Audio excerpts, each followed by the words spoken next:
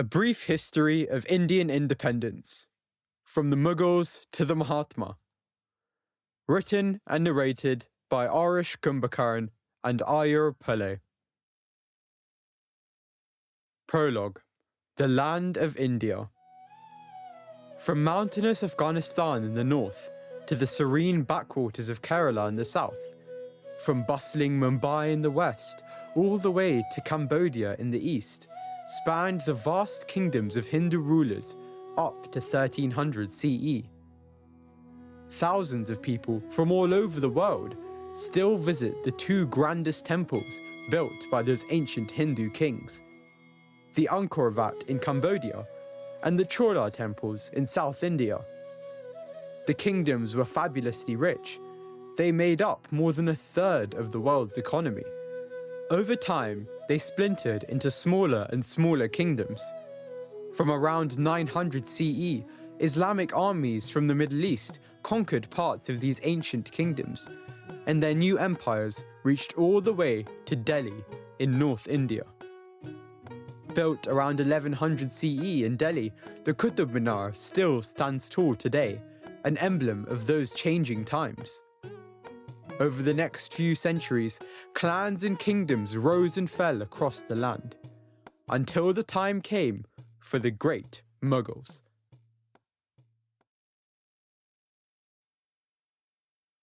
Chapter 1. The Rise and Fall of the Mughal Empire. The Mughal Conquest. A few centuries were yet to pass until the birth of a nation called India. Upon the land on which it stands today spanned one of the greatest empires the world has ever seen, the Mughal Empire. Babur, a descendant of the great Genghis Khan, founded the Mughal dynasty in 1526 by occupying North India and modern-day Pakistan and Afghanistan. His son Humayun, the second emperor, ruled over the land he inherited with the guidance of his general Bairam Khan. When Humayun died in 1556, Bairam Khan prevented the news from spreading to ease Akbar, Humayun's son, onto the throne at the tender age of 13. Bairam Khan cared for both Akbar and the empire until Akbar truly took control a few years later. The Mughal kingdom that Akbar inherited included only Delhi, Agra, and Lahore, but Akbar succeeded in expanding his empire to most of North India and also parts of Deccan in the south. Akbar was one of the greatest emperors that walked this earth. Over time, as his exploits grew, he truly earned his title of Shahenshah, the King of Kings. Akbar's empire was forged by battle, yet ruled with a benevolent hand. Despite being a devout Muslim himself, not only did Akbar allow the practice of other religions, he encouraged it. He enjoyed Hindu festivities, worshipped Farsi deities, and had his son taught by Jesuit priests. He abolished the jizya, a tax that Hindus had to pay to practice Hinduism. Birbal, a Hindu, was appointed as one of his chief advisors. Art flourished as painters, poets, and musicians of legend sprang up all over his vast dominion. Architecture and philosophy made leaps and bounds in the liberal society that had grown under Akbar's reign. Akbar's court was adorned by masters in their own disciplines, men who are remembered for their work even today. Tansen, the master of song, Birbal, with wit and wisdom unbested, and Faizi of poetry most beautiful. It was a veritable renaissance in itself, the golden era of the Mughal Empire. A life of battles and the weight of responsibility for an empire took a toll on Akbar's health. In 1605, he fell ill, and after a glorious life spanning 63 years, he finally passed beyond the veil. After Akbar's death, his eldest son Salim declared himself king, with the title of Jahangir, conqueror of the world. Fortunately, the empire prospered under Jahangir's rule. Akbar had ensured an easy time for his descendants, but Jahangir also genuinely cared for his subjects. In 1615, Sir Thomas Roe, the ambassador of King James I of Britain, arrived with a request to be permitted to trade in India. Jahangir granted this request, unwittingly making a decision that would affect generations to come. Over time, however, Jahangir lost interest in governing his empire. He was often ill and did not command the respect that the empire needed in times of crisis. By 1627, the truth in the maxim, "all good things must come to an end," was apparent. The kingdom Akbar had created was slowly crumbling. Jahangir died that year, leaving his son Shah Jahan to rule over the empire. Shah Jahan ruled in much the same way as his father. However, he had a great interest in architecture and spent vast amounts of the treasury on pompous building projects that left the people of the empire poor. During his reign, Shah Jahan built the now famous Red Fort in Delhi, where generations of Mughal emperors resided. Perhaps his most well-known architectural feat is the Taj Mahal in Agra, built in memory of his wife Mumtaz. The fall of an empire. Shah Jahan favoured his younger son as his heir over his eldest, Aurangzeb. Aurangzeb decided that he would not let the throne slip from his grasp. Faced with the threat of his younger brother taking the kingdom, he imprisoned both his father and brother, taking control of the empire for himself. Shah Jahan died a prisoner in the Red Fort in 1658. Aurangzeb was an Orthodox Muslim. Unlike his predecessors, he wanted to end religious freedoms.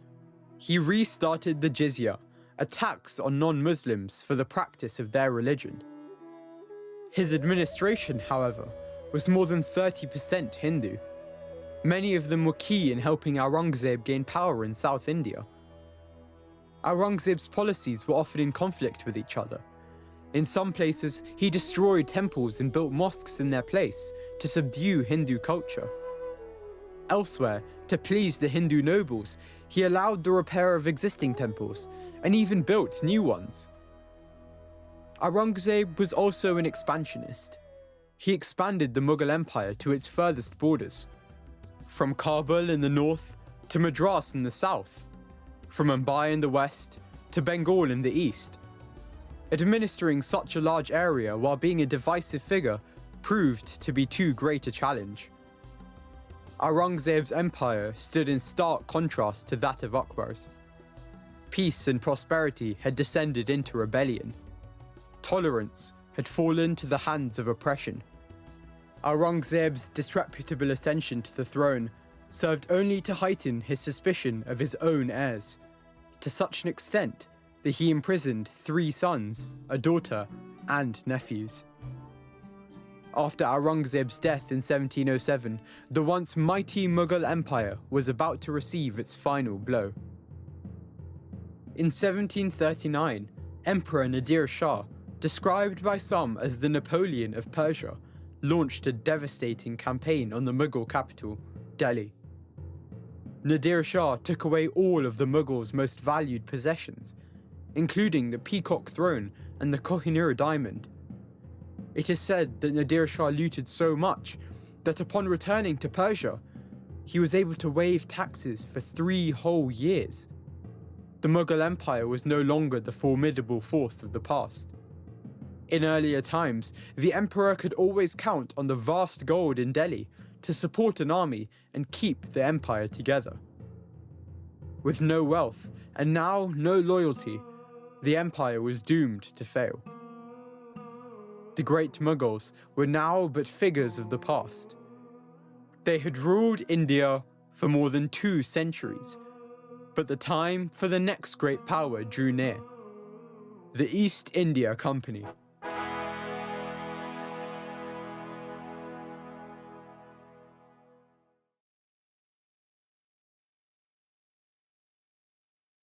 Chapter 2: The East India Company.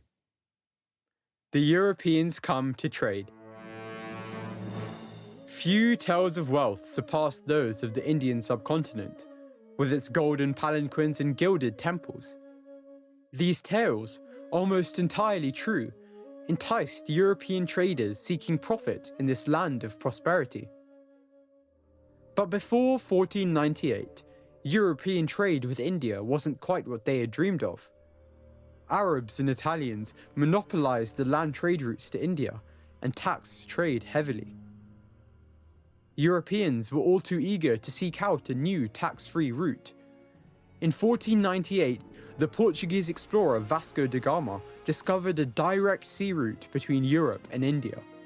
Besides the Portuguese, the Dutch, French, and English were quick to make use of this newly discovered Indo-European sea route. However, direct trade by sea was not without its problems. The European countries began fighting for domination over trade with India. Where the traders found safe ports to dock, they built trading posts.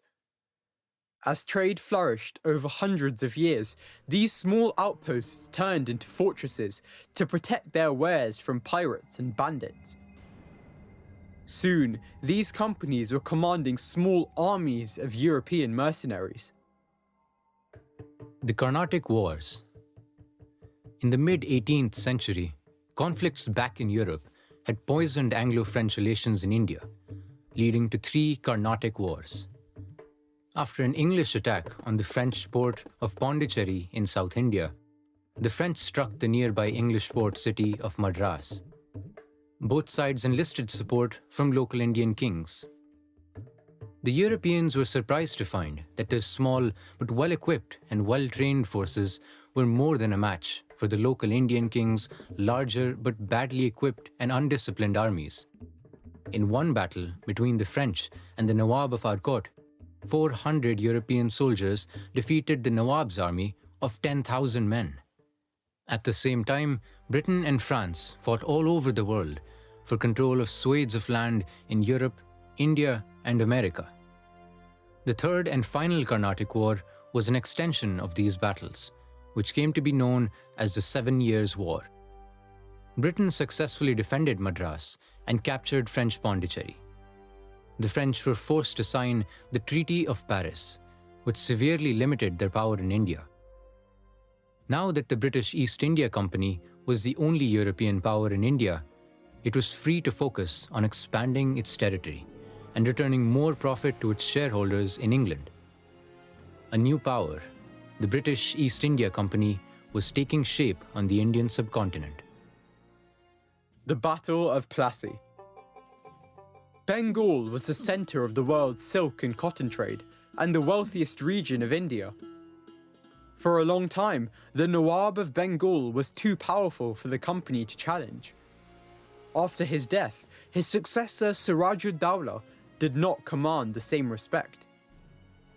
Rich Indian merchants paid millions to the company's general, Robert Clive, to replace Nawab Siraj-ud-Dawla with a more subservient Nawab. Not wanting to go out without a battle, the Nawab rallied his troops.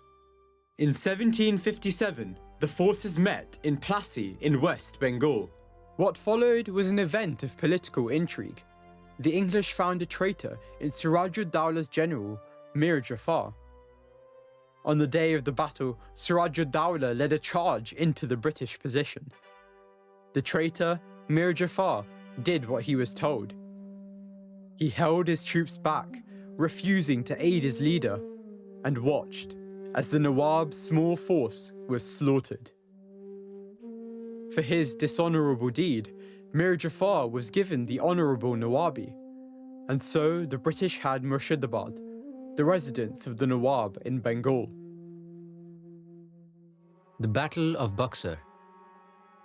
The power the British gained over parts of Bengal made them even more ambitious and aggressive.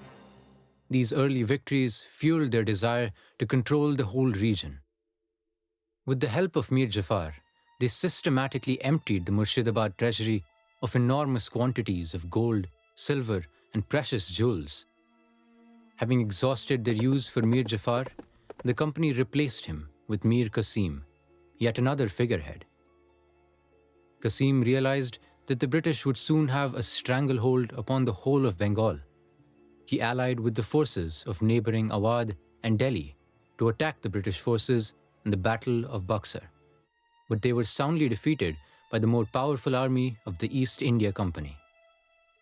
The company had now gained firm control over the whole of Bengal, the richest province of India. The Great Famine. By 1764, the company had the Divani, or right to collect tax, over all of Bengal.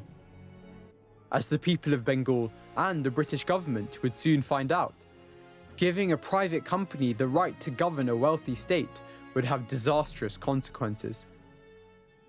In 1769, the people of Bengal looked to the skies in despair as the annual monsoon rains failed. The Nawabs of old would lower taxes if the crop yield was poor, but the company wanted to collect taxes come rain or drought to fill the pockets of their officers. When the lack of rain led to an inevitable lack of crop production, the farmers no longer received a reprieve.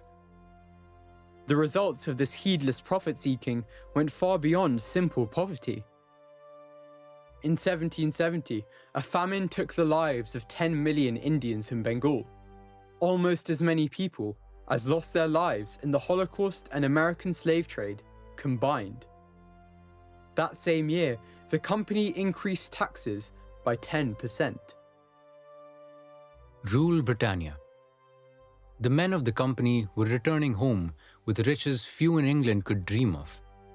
At the same time, the company was asking the Bank of England for a bailout after failing to collect taxes in the years following the famine.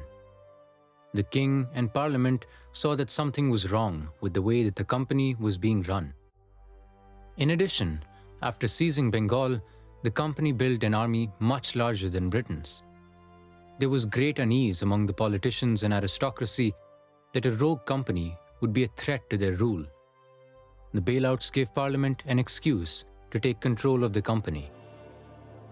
With the Regulating Act of 1773 and the subsequent Pitt's India Act, the company no longer had free rein over India. The acts forced the company to report to Parliament, and in addition, the men at the very top would be members of the aristocracy and Parliament. Britain was finally to fly the Union Jack in India.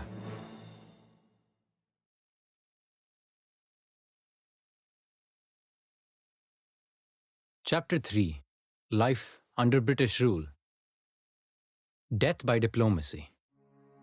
The East India Company by now had captured large areas of land, but they did not yet have control over all of India. In a twist of fate, what would allow the British to finish their expansion was a method of diplomacy introduced by the French. It was called a subsidiary alliance. The independent Indian princely states were in constant fear that their neighbors would attack at any time. The East India Company offered them a deal. The princely states would pay the company huge sums of money for protection, and they would no longer be allowed an army of their own. They would also have to consult the company for most major policy decisions. Many kings, being short-sighted, naive, and greedy, signed on to the subsidiary alliance, unaware that they would be the last of their lineage to sit on the throne. The company also lent some princes money, but if they did not pay back their debts on time, the company would seize their land. Final blows. However, not all of the princes were so easy to fool. The greatest form of resistance came from the south. The kingdom of Mysore had long been a thorn in the side of the Mughals, and now that a foreign invader was ruling, they were even more determined to cause trouble. Hyder Ali and his son Tipu Sultan ruled over most of South India and were allied with France against Britain. Over the course of the Anglo-Mysore Wars, Hyder Ali and Tipu Sultan would give the British a harder time than anyone else. Hyder Ali defeated the British in the First War, and Tipu Sultan defeated them again in the Second. However, by the Third Anglo-Mysore War, British technology had advanced much more than the Indians, and the tactics of guerrilla warfare that Tipu had used were becoming less and less effective. He was soundly defeated. In 1799, in the fourth and final Anglo-Mysore War, Tipu Sultan was killed. The British, after decades of turmoil, had complete control of the south. But Tipu was not the only reigning power the British were yet to face. After the decline of the Mughals, the Marathas, originating from the modern-day state of Maharashtra, had annexed enormous swathes of land. At its peak, the Maratha Empire encompassed almost half of the Indian subcontinent. However, this power was not enough to ensure their survival. The Marathas defeated the British in their first war. They barely clung on to power after the Second Anglo-Maratha War, and they were completely subdued by British power in the third. Sepoys. The army that the British controlled was mostly made up of Indian soldiers, known as Sepoys by their British fellows. The company saw the Indian populace as a vast reserve of untapped manpower. The question was how to use them. The company offered regular pay that was higher than in many other jobs, and the lack of unity amongst the people meant they had no qualms about working for foreigners. The people were also divided by caste and religious customs. So it was that the many Sikhs and Biharis came to don the well-known English red jacket and wield the rather unwieldy musket. The British had turned the Indians on themselves.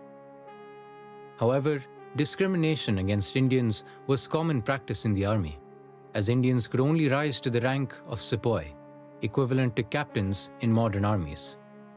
This was the highest rank they could achieve while remaining in the field, and it ensured no Indians made their way into command. An industrial ravage. For thousands of years, Indian loom weavers produced the finest textiles in the world. The rich merchants of ancient Rome used to complain that their wives would spend all their money on Indian cloth. However, with the Industrial Revolution in England, the British were keen to promote their new goods at the forefront of the world's market. The market for Indian textiles was immense. The cheap factory-made British fabrics were far inferior to the exotic hand-woven textiles of Indian weavers. The British traders came up with a draconian solution. They forced the Indian weavers to sell exclusively to them for practically nothing. For those who did not comply, their looms were broken and thumbs cut off. The final nail in the coffin was the extremely high tax placed upon Indian-made goods sold to Britain. The weavers, once the pride and joy of Indian business, had been crippled. Indian trade was yet another victim of colonial policies. Britain's factories now used Indian prints to make textiles with Indian cotton, only to be sold back to the very same people whose livelihoods they had destroyed. Reform and education. The period of British rule in the early 1800s was a strange time for the subcontinent. While the British judges had the power to change laws, they often turned a blind eye to the evils in Indian society. Reformers such as Raja Ram Mohan Roy, however, did not. The caste system, initially set up based on the instruction of the Vedas, the Hindu holy scriptures, was designed to categorize society on the basis of occupation. The caste system prescribed a structure of 4 main castes: the Brahmins, who were teachers; the Kshatriyas, who were kings and warriors; Vaishyas, who were merchants and craftsmen; and Shudras, who were the working class of society. It did not take long for the Brahmins to turn this simple structure into a hierarchy of power and worth in a way that corrupted the initial goal of the caste system. Under the influence of their teachings, Kshatriyas, who had political power, and Vaishyas, who had monetary influence, soon did the same, looking down upon the next caste in turn. The result of this corruption was extensive discrimination towards the Shudras. As Hindu king after king came and went, each no less discriminatory than the last, the lower castes cared less and less for their rulers, eventually welcoming the Mughals and then British invaders that overthrew their current rulers. The caste system held back the progression of India for hundreds of years and thrust swathes of people into poverty. The British, on the other hand, did not see caste, and jobs offered to one Indian were offered to all. With the help of rich Englishmen, Raja Ram Mohan Roy founded the Hindu Institute of Calcutta to teach physics, maths, and chemistry outside the framework of the caste system. He also successfully campaigned against the practice of sati, or forcing a widow to throw herself on her husband's funeral pyre. Meanwhile, in the eyes of the people, British occupation was removing jobs, dignity, and their own customs. The people of India were seething with rage. In 1857, that pot boiled over.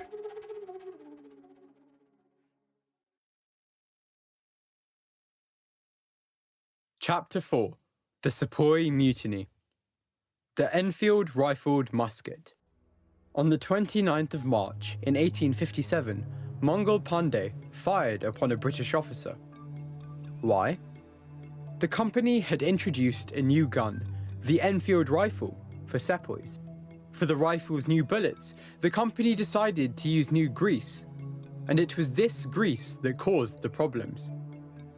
The cartridge covers were rumoured to have been coated with cow and pig grease, and in order to open the cartridges, the soldiers had to rip open the covers with their teeth. Hindus consider it a grave sin to touch substances derived from cow meat, and Muslims consider pigs unholy and unclean. The cartridges actually used beeswax, but by now the rumour had spread like wildfire amongst the soldiers. There was great anger with the British for forcing the Sepoys to use these products. British superiors, hearing of the unrest, decided to placate Sepoys by allowing them to grease cartridges with substances of their own composition. But by this time, the seeds of the mutiny had been sown.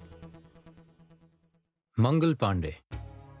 On the morning of the 29th of March, a Sepoy named Mangal Pandey raised a commotion, threatening to shoot the first British officer he saw and attempting to incite a rebellion. General John Hersey was the first to arrive at the scene and was fired upon. The other Sepoys in his regiment stood back, refusing orders to restrain Pandey. However, they did not join him in his attempts to incite rebellion either. After his failed attempts, Pandey shot himself in the chest. He did, however, survive and was later tried and hanged. The entire regiment was disbanded and sent home, consumed with a desire for revenge. Massacres in Meerut. One of the largest stages of the pre-revolt scene was Meerut, in the northern state of Uttar Pradesh, where some Indian officers of the 3rd Native Cavalry were imprisoned and sentenced to hard labour for refusing to use the cartridges. They were publicly shackled and led to prison. The next day, Sepoys of the 3rd set out to free their fellow Indian soldiers, imprisoned the day before. They went on to attack Britishers in the civilian quarters of the barracks, killing men, women and children. After freeing the imprisoned soldiers, they made their way to the centre stage, Delhi. A call to arms. On the 11th of May, the Sepoys of the 3rd reached Delhi in search of the last remaining Mughal emperor, Bahadur Shah Zafar. Zafar was not anti-British. He was a resigned, aged man who wanted to live out the rest of his days in peace. He was content to let the British collect taxes as long as he could enjoy a quiet life and a moderate company pension. But on the 12th of May, the day after the mutineers' arrival in Delhi, even that simple dream was to come to a jarring end. The reason for the Sepoys' arrival in the court of the emperor was purely tactical. What they wanted was a call to action in the name of the Mughal emperor.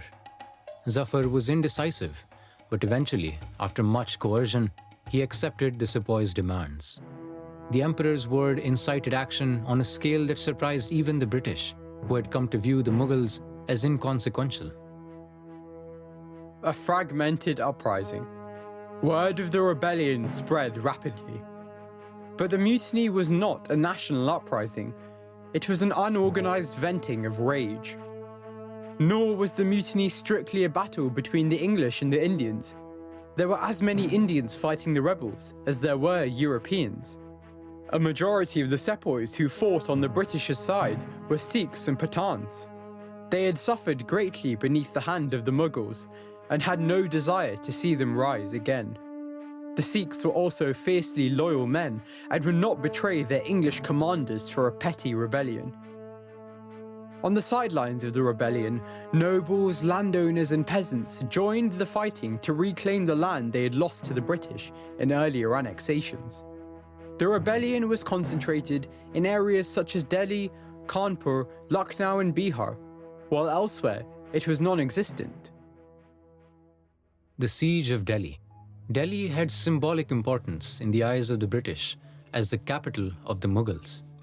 It also had strategic importance as an arms depot, home to multiple fortresses and a communication center. On the 23rd of May, 11 days after the arrival of the Sepoys of the Third in Delhi, came the first of the British troops who would lay siege to the great city and take the Delhi Ridge. Further action was slow to come, for the British were greatly outnumbered and would be at a disadvantage in a direct attack on the mutineers.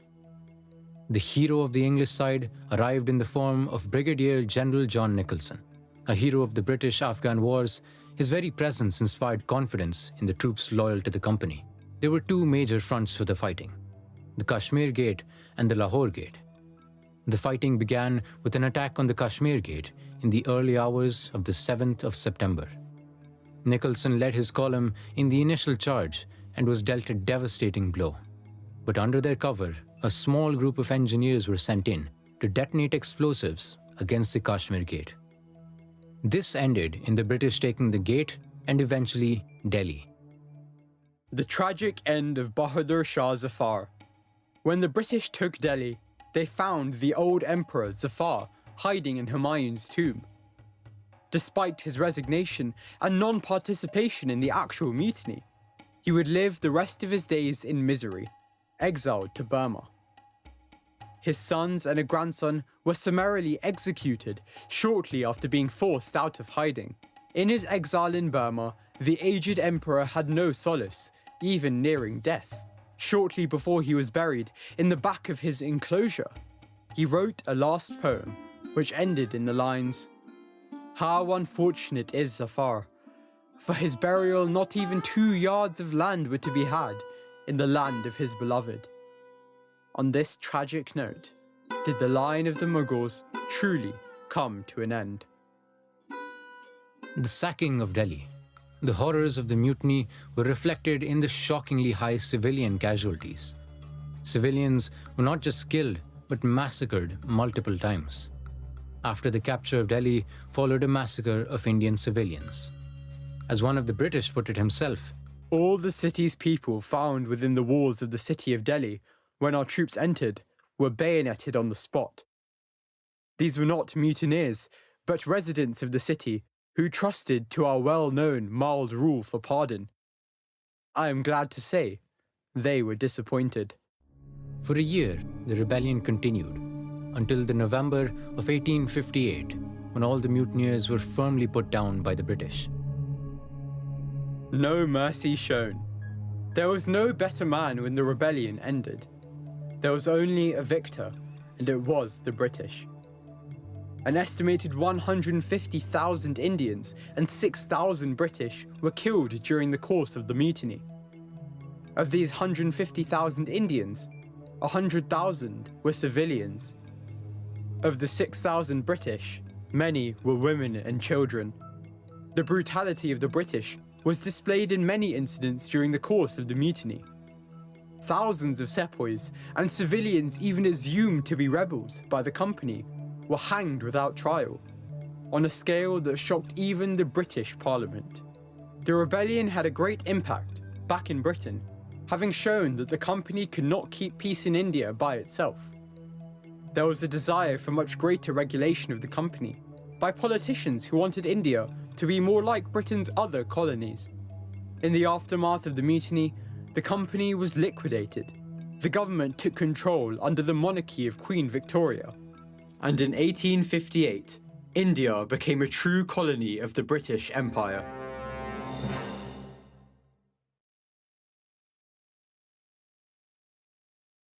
Chapter 5: The Beginnings of the Freedom Struggle.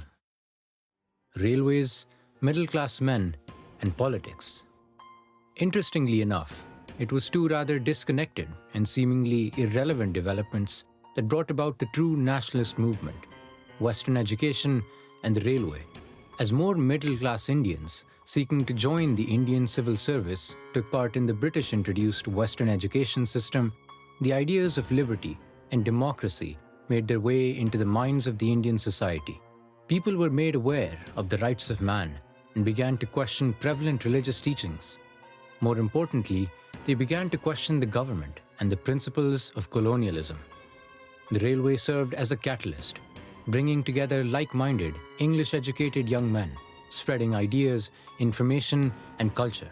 It didn't take very long for the nature of turmoil in India to shift from being religious to intellectual. This would prove to be one of the greatest things that ever happened to the movement. As the educated and literate population of India increased, newspapers began to be published, writing about the government and criticizing the British Raj. A prominent critic of the British administration was Dadabhai Nauroji, who focused on Britain draining wealth from India. He wrote that the British government was the lordliest and costliest administration in the world. In many ways, this was true. Huge amounts, equating to millions of pounds, were being sent to Britain as charges for the administration. All the while, Indians were being made poorer every year. The Indian National Congress. The Indian National Congress was, oddly enough, founded by a Britisher, Alan Octavian Hume, in 1885. It was initially meant to be a vent for Indian discontent, as to prevent another blowout like the Mutiny of 1857. The INC started out with 72 delegates and grew past 450. They were men of the educated middle class, from journalists to doctors and lawyers. At the time, the British looked favourably on the INC. It pressed for social reform, equality and secular rule. Independence from British rule was not part of the agenda. For 20 years, the rapport between the INC and the British government was a simple push and deflect. Petitions raised by the INC were sure to be considered by the British government, but were rarely implemented. For the younger, more hot-blooded men of the INC, 20 years was too long for no progress to occur. Radicals strove to stir the population to rise up in the name of self-rule.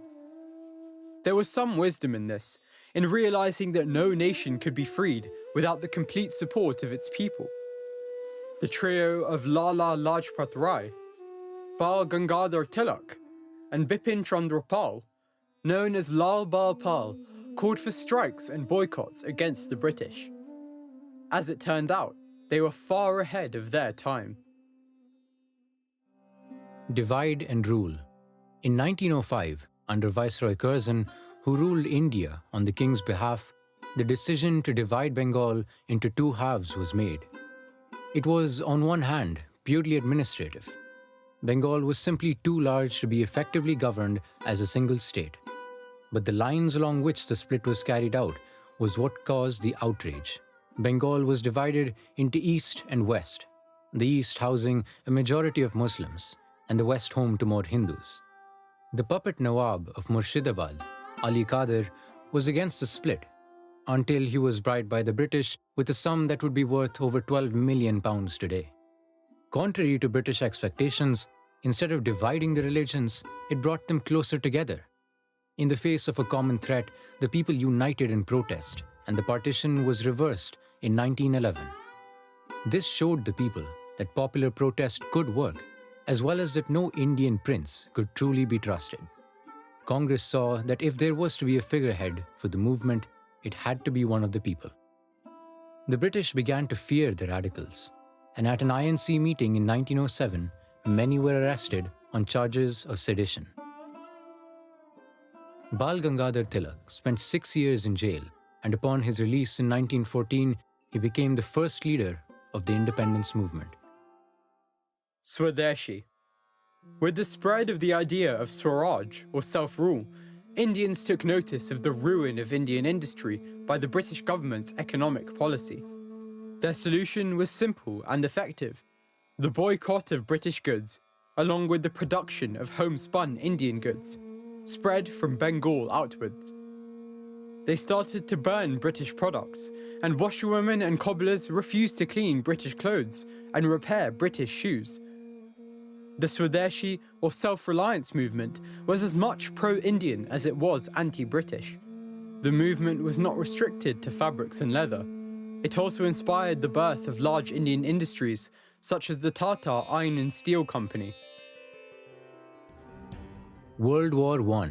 The Great War began in 1914, shaking the foundations of Europe, Great Britain, and its empire. Without the consent of the Indian people, the British decided that 1.3 million Indian soldiers would fight for Britain all across the world. A deal was arranged between the INC and the British government, in which India would be given Dominion status or effective home rule in return for their help. Dominion status, enjoyed by the majority white countries such as Australia and Canada, meant that the monarch of Britain was still the ruler, but countries had their own government and legal systems. However, when the war ended, the British reneged on the deal. Nearly 75,000 Indian lives had been lost fighting Germany in Africa and Europe, but Britain barely even acknowledged Indian involvement.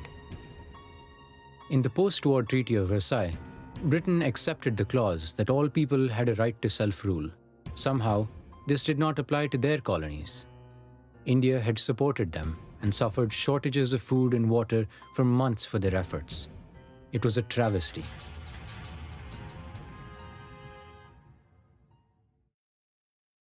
Revolutionaries. With the wane of the INC sway after the arrest of the radicals, a new sect of freedom fighters sprang up: the revolutionaries. Their methods were limited to flinging bombs and using firearms, their beliefs being that only violence could bring about any change of note. But these revolutionaries failed like many others had before them. Short-time heroes in the eyes of the population, these individual acts of violence failed to bring the nation together. It would take someone with something that all those before him lacked: a vision.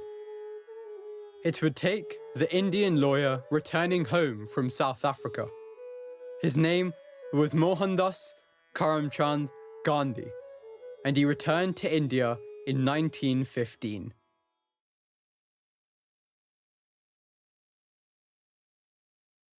Chapter 6. The Mahatma.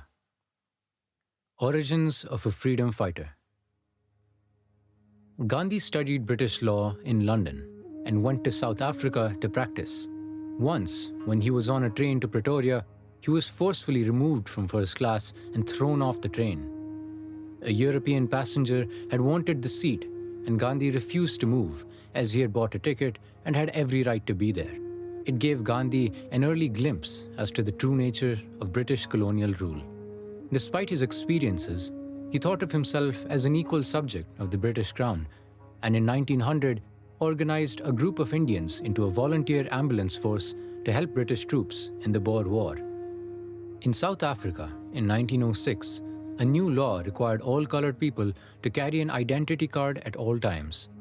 This was part of the wider apartheid system under which colored people were not allowed in the same schools, colleges, or even allowed to use the same water taps as white people. Gandhi organized a peaceful resistance movement against this discriminatory law, for which he and many of his fellow activists went to jail 4 times. There, they were made to do hard labor, such as breaking rocks into stones, until in 1913, the British withdrew the law. While his time in prison would have discouraged any other man, it only strengthened Gandhi's resolve to spread his methods across India.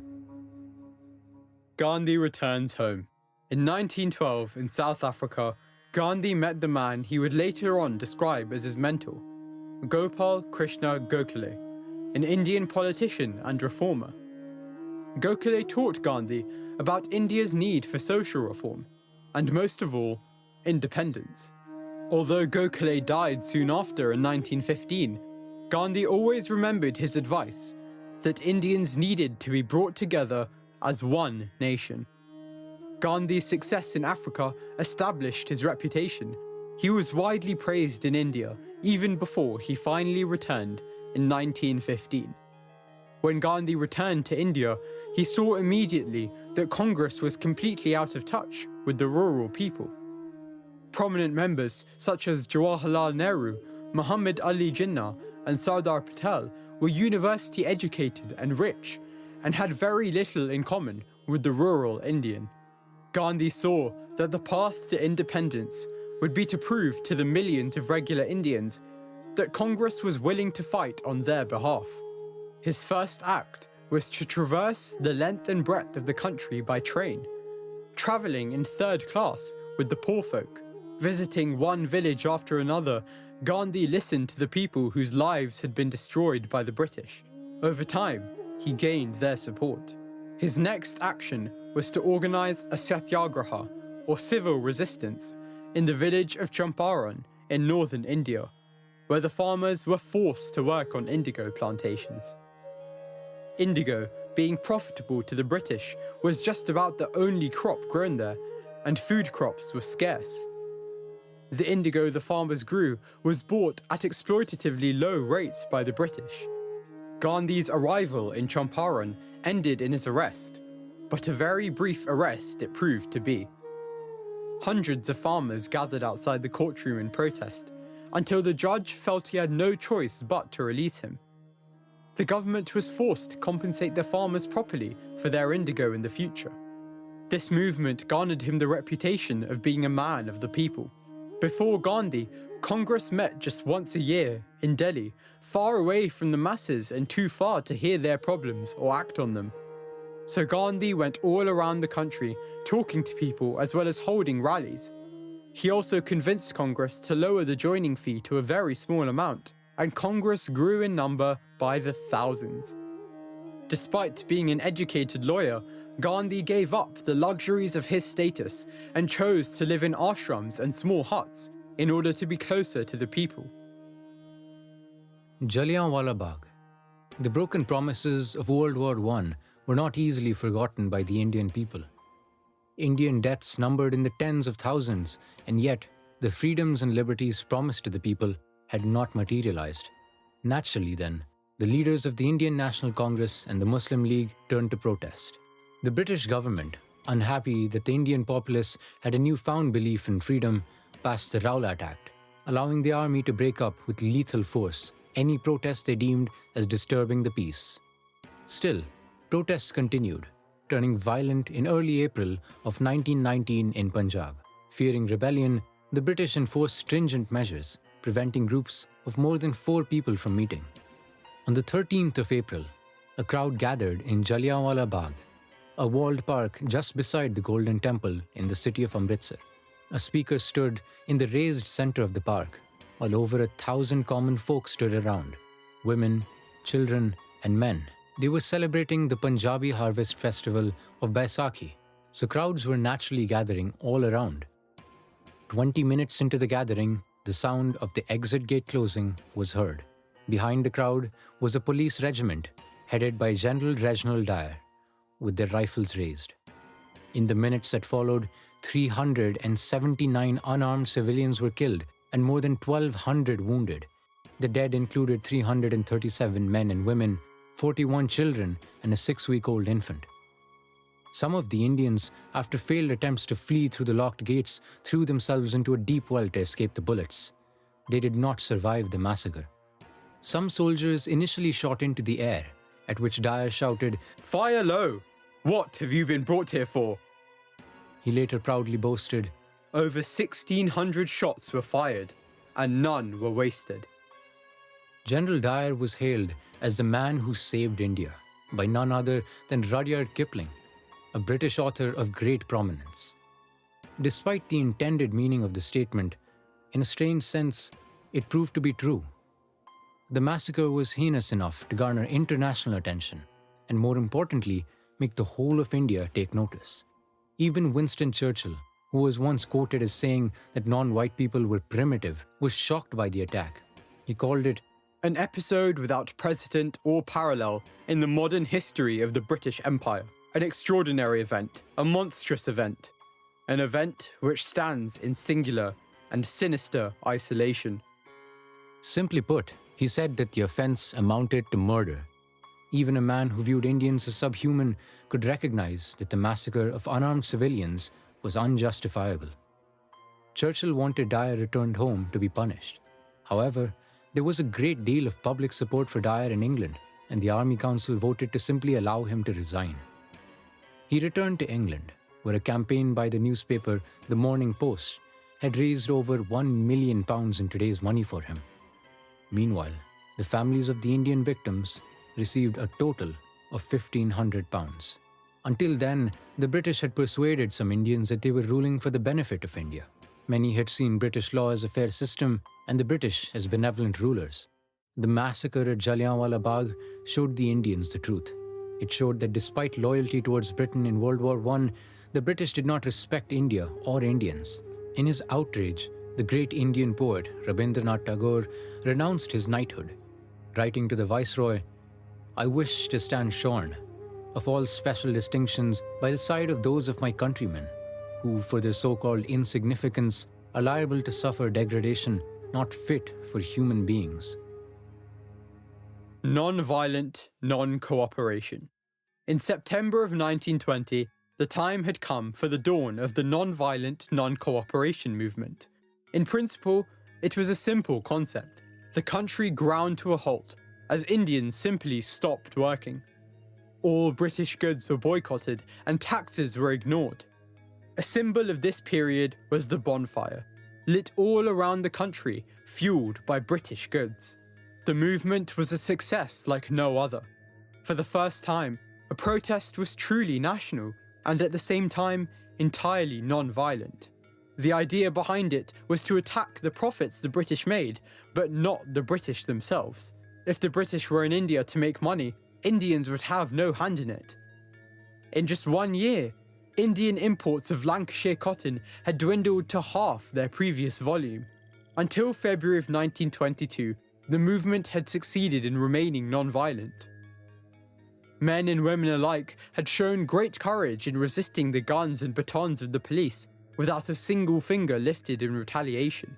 But on the 2nd of February in Chowri Chowra, Uttar Pradesh, protests against food prices were met with brutality. In return, a mass anti-police gathering was organised. In an attempt to control the crowd, the police officers fired on the protesters, killing 2. Protesters chased a group of firing Indian policemen back into their police station and then set the station on fire, resulting in the death of 22 policemen. Despite pleas from top Congress leaders including Nehru and Sardar Patel, Gandhi ended the movement. Gandhi felt that Indians were not ready for sustained non-cooperation and that if violence continued, the British would crush Indians as they had in 1857. He was also afraid of what independence would look like if it was born out of violence. Gandhi was soon arrested, and at his trial he asked to be punished harshly as he had clearly broken the law. The judge refused, calling Gandhi a patriot and a great leader, and remorsefully sentenced him to 6 years in prison, but he was released after serving just 2. The Purna Swaraj Resolution. Despite the ultimate failure of the non-cooperation movement, it served as an eye-opener to the Indian people. After regrouping in 1929, Congress announced its new resolution of Purna Swaraj, or complete freedom. Indians would no longer be content with more liberal British rulers or even with dominion status. Only one thing could appease the people: complete freedom. Civil disobedience. While in his ashram at Sabarmati in Gujarat, Gandhi was seeking the next step in the movement, which he finally found in the form of the Salt Law. The law prohibited Indians from producing their own salt, which created a British monopoly on it, and an extremely profitable one at that. British-made salt was taxed at 80% of its production cost. The fact that salt was such an essential good made the tax an extremely far-reaching one, affecting all, from the richest Indians to the poorest. The extensive reach of the law was precisely the reason Gandhi chose to break it. Everyone had a reason to take notice and participate. On the 12th of March in 1930, Gandhi began the 400-kilometer walk from his ashram in Sabarmati to the seaside village of Dandi. Starting out with only 78 followers, with every village he passed, their numbers grew. The marches would begin at dawn, stop at a village in the afternoon, and then continue until nightfall, when they would stop again at the next village they passed. The march was no touch-and-go affair. The entire journey had been elaborately planned. The villages they would stop at, the shelters to be made, times of arrival and departure, and the numbers to expect. Before the march, Gandhi had written to the Viceroy Lord Irwin a list of demands regarding the future of India, and a polite reminder of what would happen were his demands not met. Irwin was confident the march would never go through, so Gandhi received no reply. But on the 6th of April, Gandhi collected his first handful of salt from the shore of Dandi, and the Satyagraha began. The movement spread across India, with millions producing and now selling their own salt. The government was not idle. They were powerless to do anything during the march, as Gandhi had broken no law. But once he touched the salt on the Dandi beach, the government responded harshly. Almost 90,000 freedom fighters were jailed. Men, women and children alike were beaten and thrown into prison. Despite the police brutality, the protest remained entirely peaceful in most places. On the 14th of April, Nehru was arrested, and on the 5th of May 1930, Gandhi was arrested again. Sarojini Naidu, who had been the first female president of the INC, took up the baton, leading a march to the British-owned salt factory at Dharasana, another seaside town. At the factory, the unarmed marchers were beaten with clubs, but they did not resist. The American journalist Webb Miller wrote, "Not one of the marchers even raised an arm. Prisons around the country filled up with injured freedom fighters. The Salt March did not result in any compromise from the British, but it did give the nation a sense of unity. They were one country fighting against the tyranny of the British." The arrests garnered worldwide media coverage for the march itself and the aftermath. The British Raj's self-proclaimed image of benevolent rule was broken, for the whole of India and the world to see. The march, the government's violent reaction, the people's peaceful struggle, and especially the horrific scenes at Dharasana were instrumental in bringing support to the Indian cause.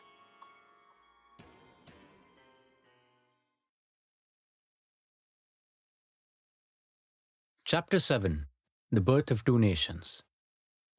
The idea of Pakistan.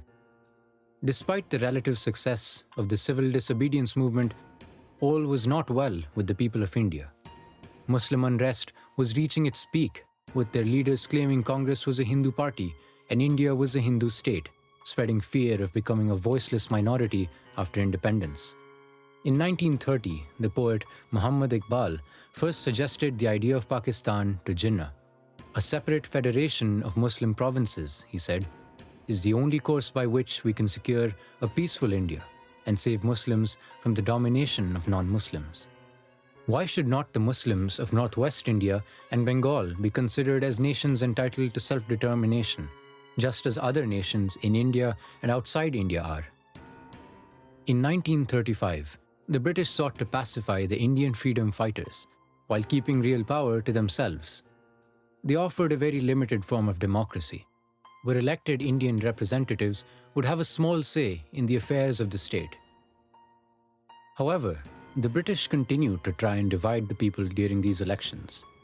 Muslims were encouraged to vote only for Muslim candidates, and the same applied to Hindus. In the 1937 elections, the Muslim League was far behind Congress, even in the Muslim-majority areas of Bengal and Punjab. Leaders of the Muslim League were afraid that they would have no voice in a Hindu-majority independent India, and so the idea of Pakistan came into play. Muhammad Ali Jinnah was the most prominent figure at the forefront of this movement, and to any who knew him before, this may have come as a surprise. A British-educated lawyer, Jinnah was initially a strong believer in Hindu-Muslim unity and was outspoken on the subject during his days in Congress. He had even defended Hindu Congress leaders, including Tilak, against charges of sedition brought against him by the British. But when Gandhi outshone him to the point of obscurity, he became the president of the Muslim League and instituted a complete reversal in his ideology. Jinnah spread the idea that Muslims would become a second-class minority in India and began to promote what he had once so strongly opposed. World War II. By early 1942, Japan had seized Burma from the British and were threatening to invade the Indian province of Bengal. If Japan gained control of India, it would deal a massive blow to the British and American war effort in Asia. Britain's allies pushed Churchill to promise India independence. To get full Indian cooperation, Churchill reluctantly sent Sir Stafford Cripps to get Indian support, but without giving up British control. In World War II, 1.7 million Indian soldiers fought under the British flag. Without the aid of Indian troops, Britain would likely have fared far, far worse than they did. Despite this, the British offered only Dominion status, which was no prize at all. Britain also wanted to create a separate state for Muslims, continuing their policy of divide and rule. Nehru and Gandhi, combined with Congress, demanded that the British leave India as soon as possible. Their thoughts were that Indian forces would be able to defend India from Japan, and that Japan were less likely to invade if the British left. No compromise could be reached. Gandhi proclaimed, "We shall either free India or die in the attempt." Mahatma Gandhi, his wife Kasturba, Nehru, and the rest of Congress leadership were arrested and jailed on charges of sedition and campaigning against the war. Meanwhile, Jinnah and the Muslim League had cooperated with the British and continued to further the cause of Pakistan. The Bengal famine of 1943. During World War II, India had become one of the main sources of crops and other resources for the Allied war effort. In 1943, the rains failed in Bengal as they so often did. Instead of waiving taxes or easing the farmers' burdens, Churchill decided to continue stockpiling Indian grain in Europe, just in case the Allies needed it. Many British officers were shocked at the needless famine occurring around them and begged Churchill to allow charity and respite. On hearing that so many Indians were dying, Churchill asked, "Why hasn't Gandhi died yet?" In the end, 3 million people died, and it was obvious that the British had learnt nothing from the Bengal famine of 1770. Far from demoralizing the population, the famine only strengthened the people's desire for independence. The Quit India movement. What followed was a nationwide protest, the scale of which unnerved the British. While swiftly quelled, the government was shaken at how widespread the protest had been.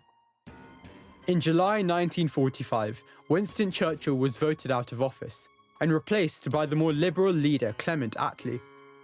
Unlike Churchill, Attlee was willing to let the now outdated empire split up. 1946 was not a happy year for Indian unity.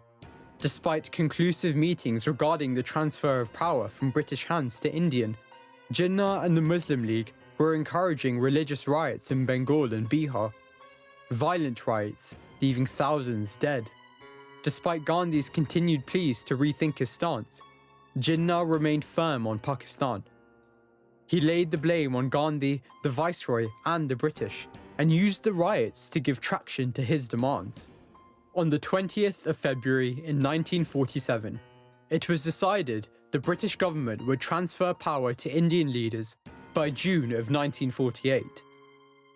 Lord Mountbatten, the last Viceroy and a close relative of the Queen, was tasked with handing over power. Upon observing the violence raging throughout the country, he advanced the date as early as the 15th of August 1947, not wanting to take responsibility for the inevitable death that would be unleashed by the partition. Meanwhile, it had been decided that Pakistan was to be given Balochistan, Sindh, and Punjab in the north, as well as divisions of Bengal in the east. To make matters worse, the boundaries between Pakistan and India were drawn randomly by the British diplomat Cyril Radcliffe, leading to border disputes that continue even today. The nation of Pakistan was born, but in circumstances of great tragedy.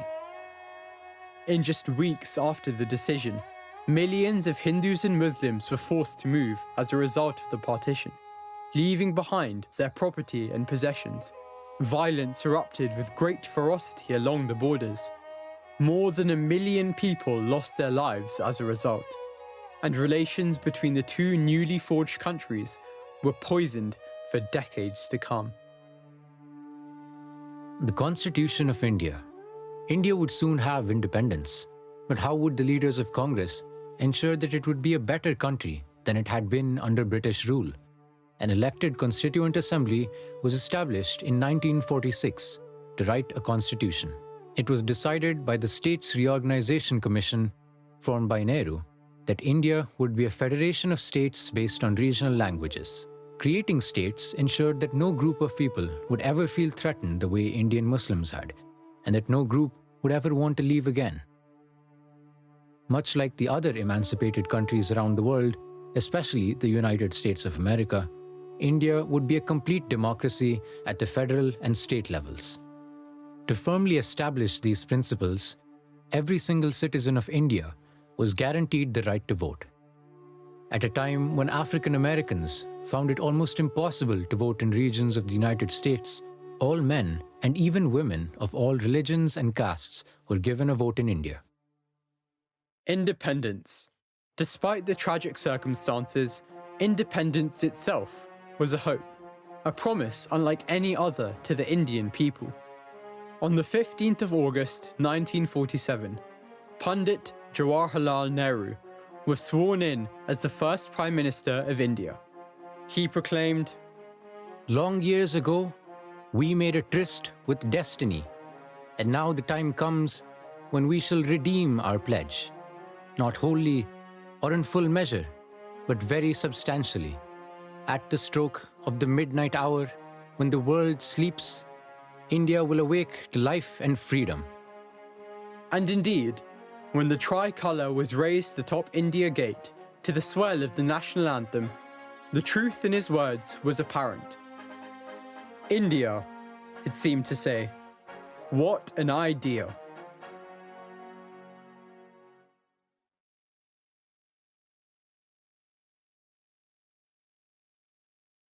Epilogue. After independence. Independence was theirs, but the toils of the people were not yet at an end. They had an entire country to build. Many great men and women were involved in the creation of modern India, but perhaps none so great as Sardar Vallabhbhai Patel.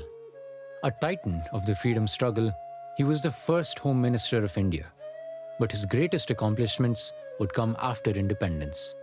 Some equate him to Germany's Otto von Bismarck, and others call him the Iron Man of India, for in the span of 2 years, he masterminded the integration of over 550 princely states into the new country of India. The first large country to peacefully wrest its freedom from Imperial Britain, India became an example for other British colonies. In the early days, many doubted whether India would succeed as a democracy and as a nation. Today, a statue of Mahatma Gandhi stands in Parliament Square, London. India has thrived as a secular democracy for over 70 years and has become one of the largest economies in the world. India was not built in a day, and it continues to grow as a nation and as a people. And despite the years that have passed since August the 15th, 1947, the world will never forget India's journey to freedom.